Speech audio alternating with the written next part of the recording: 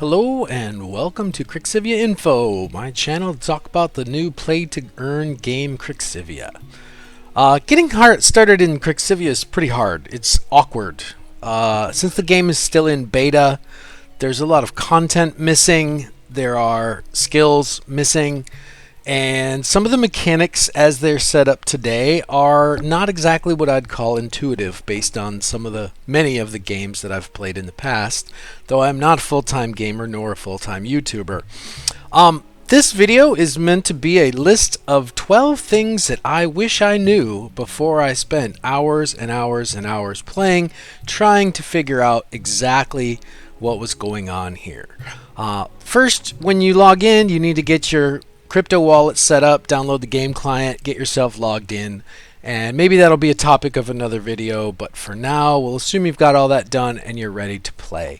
So the first thing that is important to understand is that there are no classes. You can set up your character, you pick hair and skin tone and all of those fun things, but your character is basically a blank slate.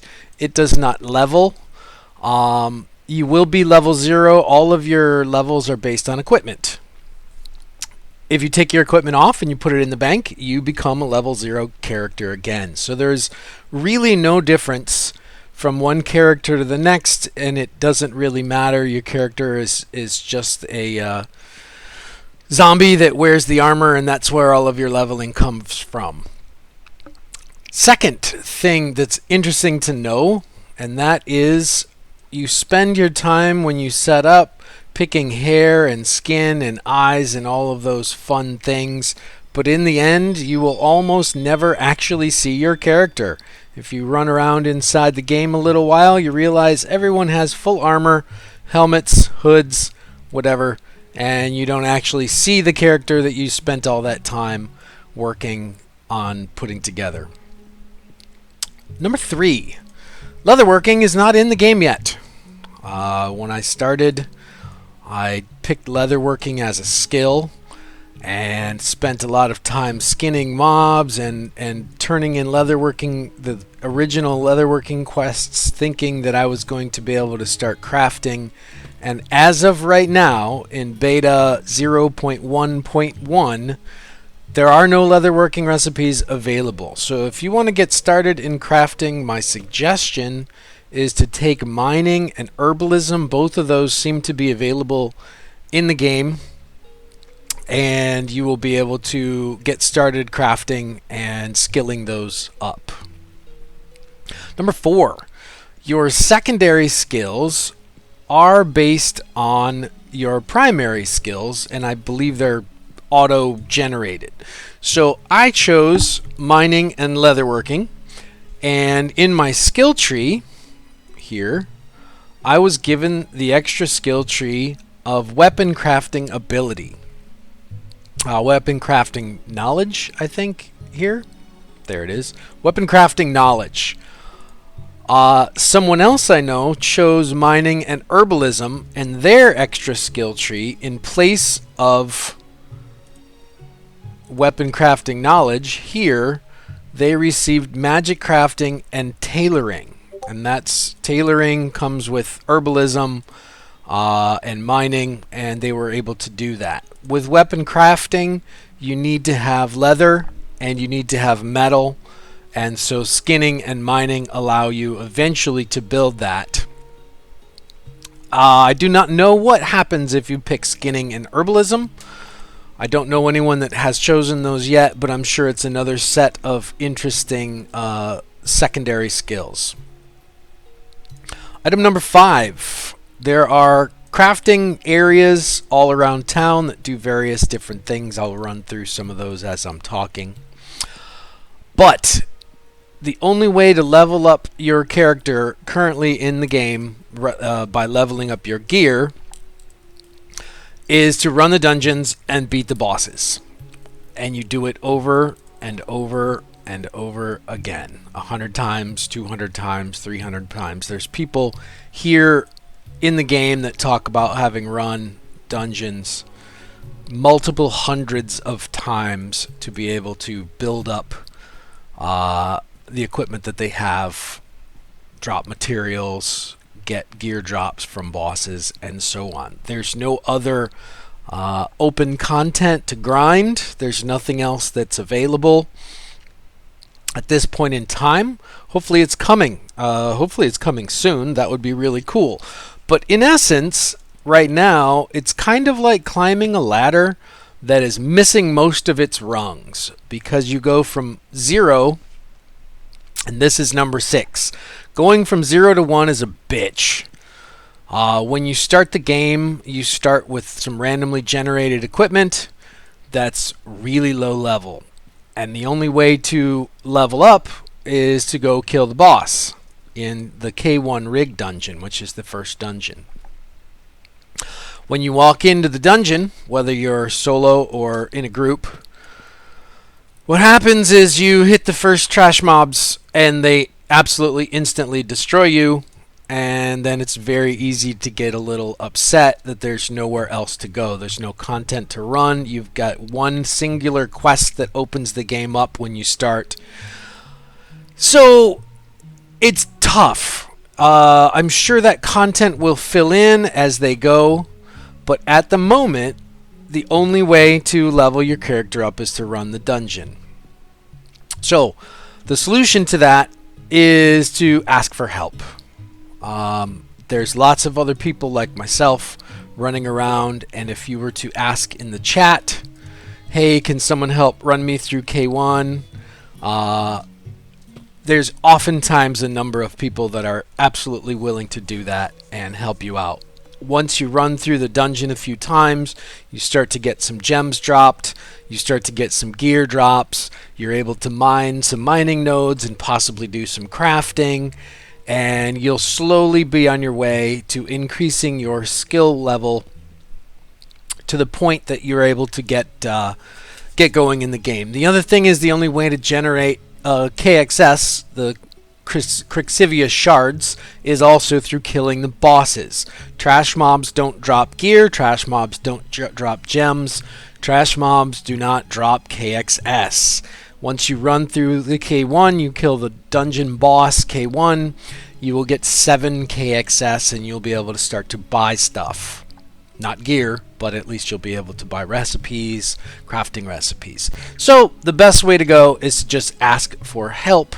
Everybody knows it's really, really hard to get started, so don't stress about it. Nobody's going to give you a hard time about it.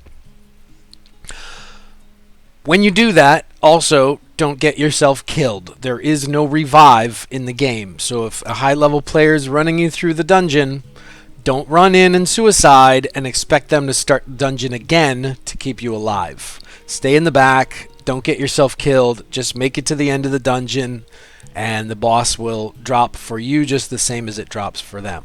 Next question, where is everybody? A lot of times you'll sit in the game and you'll see the chat is just dead quiet, even those people running around all over the place, and it seems like there's a lot going on, but there's nobody talking in the chat or nobody's responding. It's important to know right now, most of the players in Kryxivia are on Discord. So if you want to find people and you're familiar with Discord, jump on Discord, join the Kryxivia server, and use the general chat, possibly the voice chat. I haven't used it yet. But that is also a good way to get to know a lot of the other players. Let them know that you're new, you're just getting started, you're looking for some help.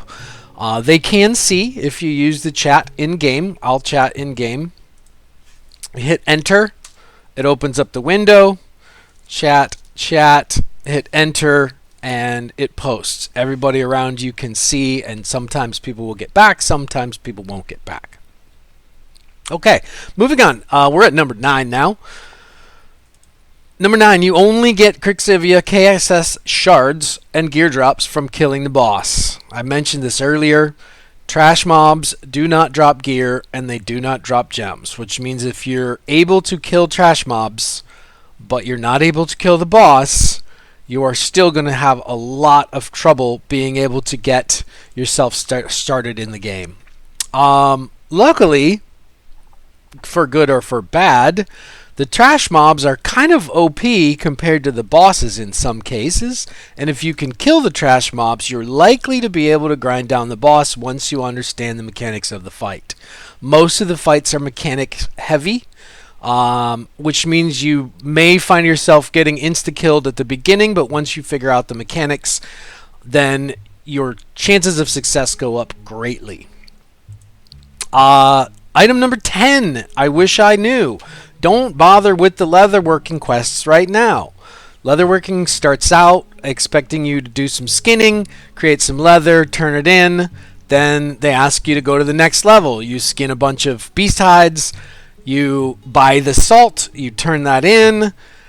Right now, the quest rewards are not worth the cost until you have a lot of KXS in your bank. The quest rewards are not worth the cost at the moment. Now, I'm sure that they're going to balance that out. They're going to add maybe recipes, but just skip the quest rewards. For leatherworking at this moment, you end up spending far more KXS buying the recipes and buying the salt necessary to make leather than you end up getting in return. Getting down to the last kind of important items, number 11. All of your gear is nothing but a stat holder, and it's really, really important to understand this. Everything is interchangeable, whether you have cloth or you have metal or you have leather armor, whether you have a shield or you have a sword or you have a bow or you have a two-handed axe. All of the items and the stats are interchangeable. So what that means is that, for example, if you have iron boots, as I have in front of me, and they do not have physical armor, you'll see I have physical resistance on my boots, but it's very possible for them to not have armor. You have no armor. You could also have cloth pants that had physical armor that was significantly higher than, say, a bronze or an iron legs. Now, that seems a little bit weird that cloth or leather armor can easily have more armor stat than metal. It's not intuitive, but that is the way it works. And so pay very close attention to the stats on the items that you get, and don't worry about what the item is listed as. Archer, chest, poor mithril helmet, iron boots. The iron, the mithril, the bronze, the copper makes no difference. It's only about the stats and the item level on the item itself. So you'll notice my sword in front of us has attack stat and critical hit and physical penetration, which makes sense for a sword, but it also has health, which doesn't really make sense for a sword. You could just as easily, you can see I have attack stat and critical damage and physical penetration on my shield, the same as I have it on my sword. I have mana in my helmet and a lot of health. This was given to me. I have not yet been able to craft anything close to this item, but it was given to me from another player, which is why I recommend asking for help.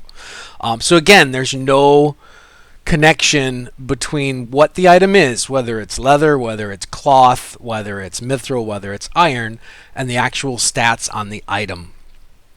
Now, here's where it gets weird. The gems that you slot into, and this is number 12, one of the most important items to understand, the gems that you slot into your gear control your spells, which spells are your abilities. Quick shower, sequence of blows, rain of arrows.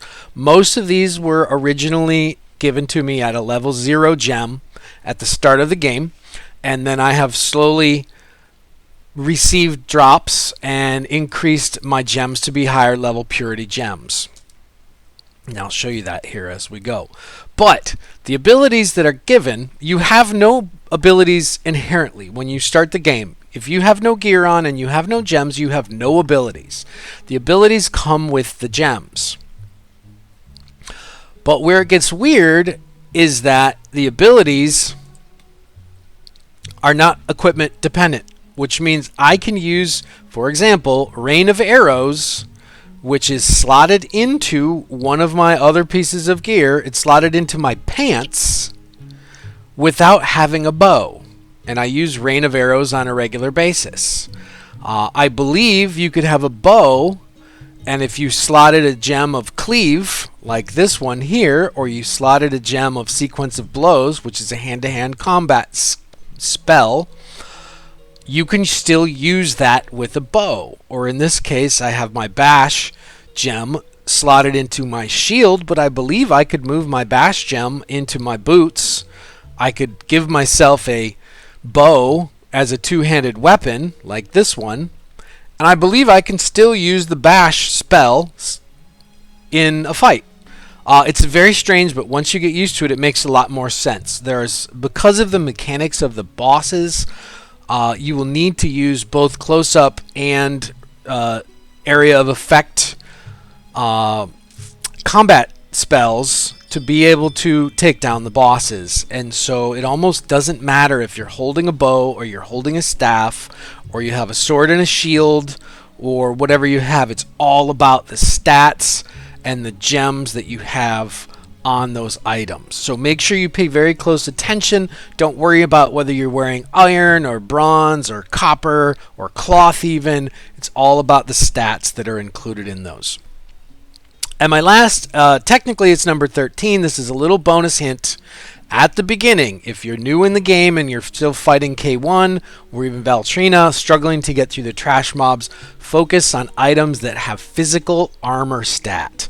Physical armor is going to cut the damage that they do down very, very quickly. Right now, I have a physical armor. Where is it? There it is.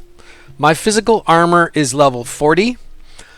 Total 40. It's 20 on one item and 20 on another, or roughly something like that. That physical armor of 40 allows me to stand toe-to-toe with K1 on regular mode and take almost 0 damage. So if you can get yourself items that have a physical armor probably in the 20 to 25 to 30 range, you should be able to take that fight, take K1 regular on with no problem whatsoever. So if you're brand new at the game, look for our items with physical armor. Just stack up as much physical armor as you can get, and you are very likely to be able to take K1 down without any problem. Once you can take K1 down solo, then you can start running over and over. You can start mining, you can skin, you can gather herbs, you will get KXS every time you take him down, 7 KXS, and you're in the game now. You got it going. So that's all for today. 12 items plus a bonus that I really wish I knew before I started playing Kryxivia. There's a lot more. I'll probably have another 12 more items. But for now, please like and subscribe to my channel. I'm just trying to get things rolling, and I'll see you in the game. Have a great day.